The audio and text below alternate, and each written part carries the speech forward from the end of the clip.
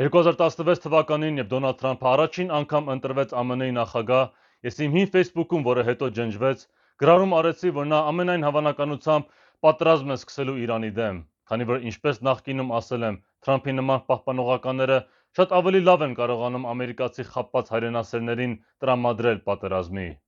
Պարզվեց, որ հենց այդպես էլ եղավ, իմ կանխատեսումից մոտ 10 տարի անց, եւ ջհուդները օգտագործելով Վաշինգտոնում իրենց խամաճիկ սրիկաներին, վերջապես ստացան իրենց ուզած պատերազմը։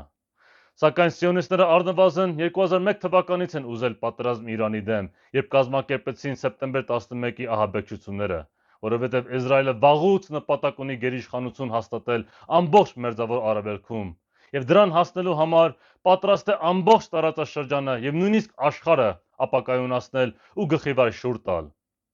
Բայց ջհուդները եւ նրանց հետ համագործակցող դավաճանները սխալ հաշվարկ արեցին ու թերագնահատեցին իրանցիների դիմադրությունը, քանի որ Իրանը ոչ Իրաք է, ոչ Լիբիա, ոչ Սիրիա եւ առավել եւս ոչ Վենեսուելա։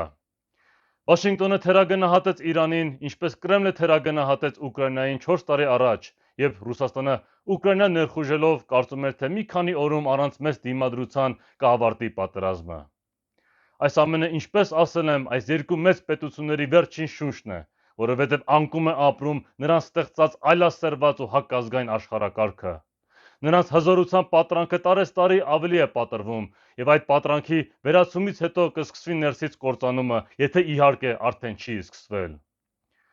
Ջհուդների վերջին մի քանի տասնամյակում աճած գոռոզությունը կամ ինչպես իրենք են ասում, հուցպան, գնալով ավելի է վնասում իրենց, քանի որ սիոնիստների կողմից հրահրված այս ահաբեկչական ու ապօրինի պատերազմը բումերանգի պես ուժգին կվերադառնա իրենց դեմ, մինչև ամբողջությամբ ձախողվի ու տապալվի նրանց սատանայական օրակարգը։